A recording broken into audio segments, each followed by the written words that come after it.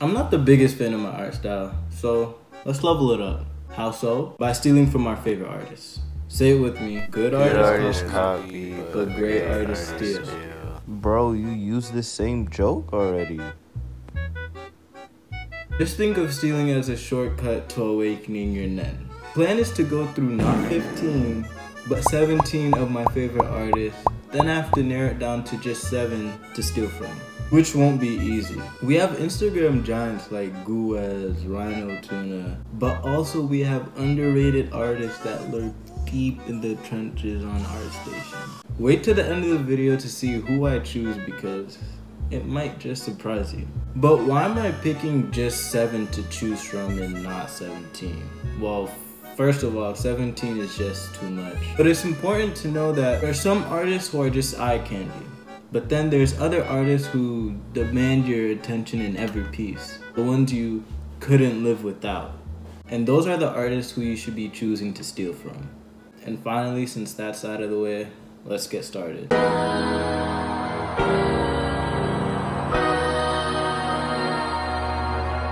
Starting off in no particular order, we have Range Murata. Basically, he draws anime, but in 4K. What I like most about his style is how he combines anime and realism so seamlessly. Like, it doesn't look off at all. The gradients he adds are so smooth, and the grainy texture he adds on top is just the finishing touch. His lines are very curvy, and forms like the head to the neck connect to each other so seamlessly, which adds to the smooth kawaii feeling I get from his art. He's a great artist. Up next we have Guweiz, a top 3 Instagram giant, known mostly for painting beautiful women with swords. He works mostly in the low value range, and a lot of his colors are desaturated, which sets the tone of his paintings. He has a mixture of very smooth and rendered parts like the skin, and other parts where you could visibly see his brushstrokes like the clothes. Also, with most of his paintings, there's a story element, which is also nice to follow.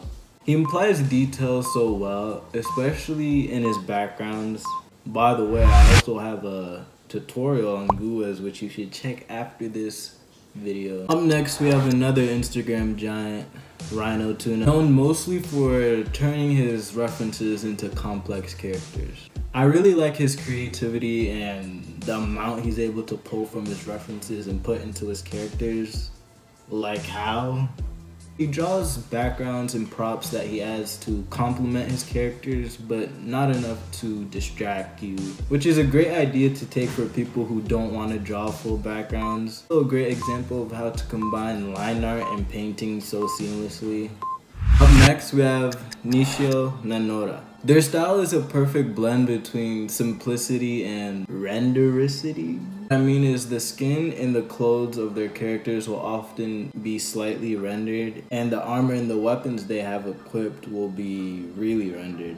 But they combine them well so it doesn't look out of place or lazy. I like how he uses big shapes to simplify his objects and make everything feel together as if it's one big shape or silhouette.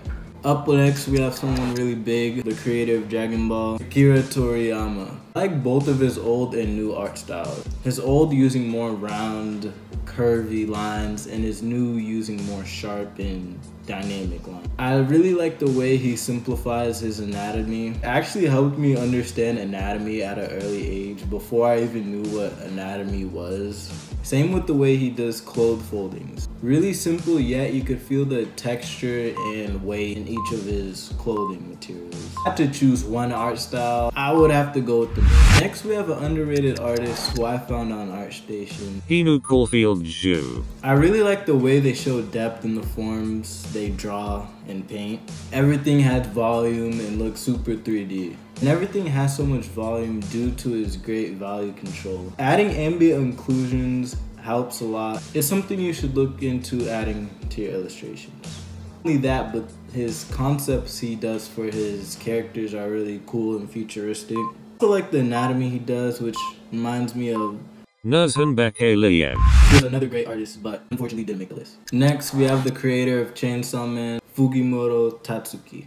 I really like the loose yet polished look he makes with his line art. We all hate having stiff line art, and it would be good to look at his work to see how to avoid that. Also, I like the way he draws his eyes, which is something every artist tries to separate themselves with whenever they try to find their own art style. He's a really great artist. Storyteller, on the other hand, yikes. Next we have FKEY, basically Da Vinci meets anime. I like the anime painterly style they have going on with visible brushstrokes.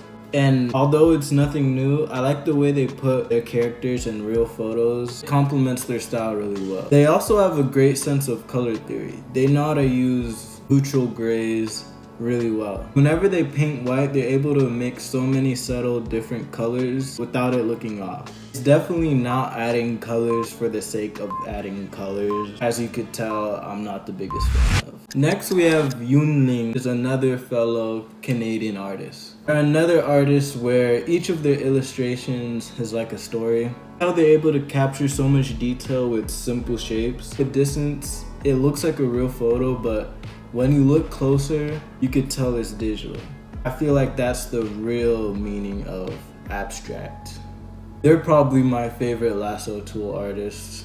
They also work in 3D, and their 3D work looks great as well. Vancouver better though. Next we have a low-key underrated artist on Instagram, Urachan. I really like the stories he tells in his illustrations. He just makes you feel the high school anime life. Also adds a noise filter over his drawings, which just adds to the nostalgia feel. Also, his characters feel alive and have a lot of personality. I don't know Japanese, so I can't really understand exactly what they're saying, yet I still know exactly what they're saying. You feel me? How is like a mix between old 90s anime and mid-hero academia, but like 1,000 times better. Next we have danielclarkeart, which is like the modern day JC lyndecker. I love the color control he has in his pieces. It's never color for the sake of color, but it's used purposefully. He taught me, or rather his work taught me, how to paint dark skin with all the subtle reflections and details it has in it. I feel like he has some of the best stylized paintings to date. I did some studies not too long ago keeping his style in mind, and as you can see, it didn't turn out exactly how I would have wanted. Next we have Seung Kim, executive producer of Boondocks, which is cool, I guess. His style reminds me of Western comics mixed with stylized paintings. I also like how he confidently uses pure black, something that we were taught never to use in our paintings, but he's able to use it to add great contrast. He also uses big and little shapes so efficiently. It's satisfying seeing each little visible brushstroke. He also very slightly exaggerates his subject matter, which is just the cherry on top. Next we have Keenan Lafferty, the creator of Made of Metal. I really like the way he uses color in that he uses slight hue shifts to make his characters come to life. And what I mean by that, he'll add more saturated colors to where you would usually be able to see blood. It really makes his characters come to life. He also shows a lot of volumes in his forms, which adds more depth to his characters. Like the characters he has in each illustration, you follow their story. He's also a fellow YouTuber. You should go check him out. Next we have Kyutai Cosmo, another underrated Instagram artist. I really like the way they stylize their anatomy. It's really dynamic and in your face. I like the way they draw their hands. It's like one of the few artists who is not afraid to draw hands. In fact, they're quite literally in your face most of the time. They have a great sense of foreshortening, and it never feels wonky despite being over exaggerated. That's how you know they have good fundamentals and their stylization doesn't look broken. Next we have Ming Shen, which is an art director at West Studio. Adds a lot of dynamic perspective to his illustrations, which helps with the storytelling a lot, especially when illustrating action scenes. Some of the camera angle he uses makes you feel like you're actually there. Also, his backgrounds are really great. and add to the world building of his characters. Sketches are really dynamic and they remind me of Supja, who also has great drawings, but unfortunately didn't make the list. The next artist we have is a Twitter giant, Navi. I really like the way they're able to mix such round, cute faces with a serious tone. Again, nothing new, but they just do it so well. I also like how detailed they draw their swords and armor. I also like how they incorporate cross-hatching into the actual painting itself. But when his illustrations are less serious, his characters look really Hawaii. As you could already see, I drew some inspiration from them in my profile picture. Next artist we have is actually an animator, Emi Chang. I really like the way she simplifies her shapes. It's really cute and satisfying. Just look at the way she draws hair in simple semicircles, yet it works so well. Her animations are funny and great as well. And as an illustrator, there's actually a lot to learn from animators. The way they simplify things and amplify important features to get the feeling across as soon as possible. Okay, that concludes the list, but now we have to choose. We have a difficult list to choose from. My first pick, I choose Range Murata. Then Navigavi, Urachan, Mingxing Chen, Henu, caulfield, Zhu, QT, Cosmo. That's 6 artists, and we only have one more spot left. But I'm gonna have to go with Fuji, Tori, Tuna. It's Guweiz. But now that we have the 7 artists, I'm gonna have to choose which element of their art style I'm taking from. But I'll explain that as I draw. Okay, going into this, I had no idea what I wanted to do. All I knew is that I had 7 art styles. So I just went ahead with an action scene, since that's what most of the artists on this list draw anyways. And I don't usually explore multiple poses when I draw. I usually just one and done, because who has time for all that? But I actually felt like a concept artist, and I ended up choosing this pose. But I didn't even stop there. I kept exploring more pose options on that concept artist type beat. I liked the original idea, so I went ahead with that.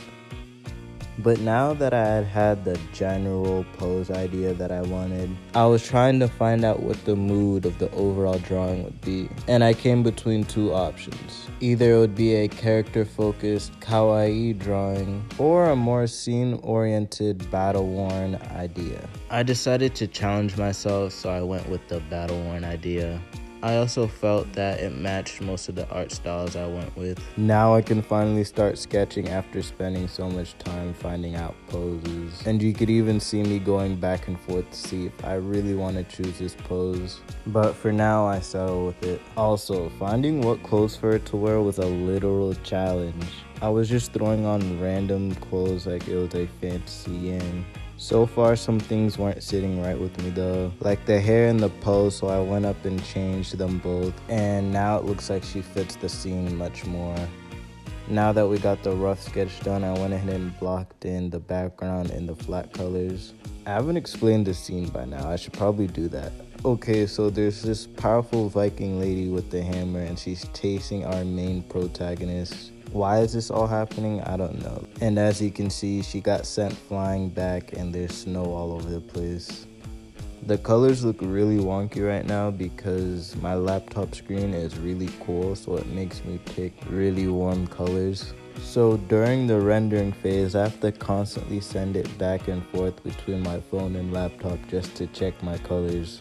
As for the art styles, the scene was inspired by Guweiz, and the camera angle was inspired by Mingxing Shen's. From QT Cosmo, I took the exaggerated long hands. And from Henu caulfield Zhu, I took the anatomy. From Urachan, I took the face. From Navigavi, I took the armor and swords. And from Range Murata, I took the rendering.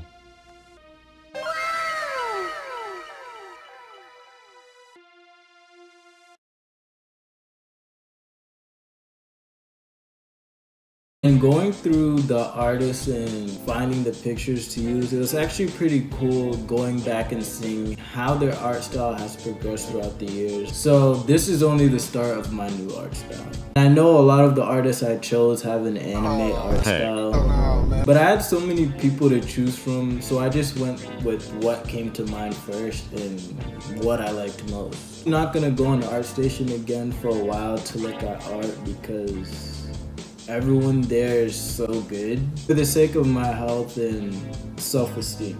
But help me broaden my knowledge with styles I'm not familiar with so I can open my eyes. Let me know what your favorite artists are or even art movements in the comment section below, and you'll be in a future video. I have a Discord I created. Yes, it's free. Go ahead and join up. But there's a Patreon channel in the Discord where a lot goes down. And I have a lot of more awesome perks on the Patreon, so go ahead and check it out. My high resolution artwork, work in progress, PSDs, monthly raffles to get commissioned work by me, Q&A sessions, special roles in the Discord, special Discord channels, critiques, exclusive monthly artwork, polls, credit after my videos. The list goes on and on, so what are you doing? The link in the description below to help your fellow artists. Love you guys. Peace.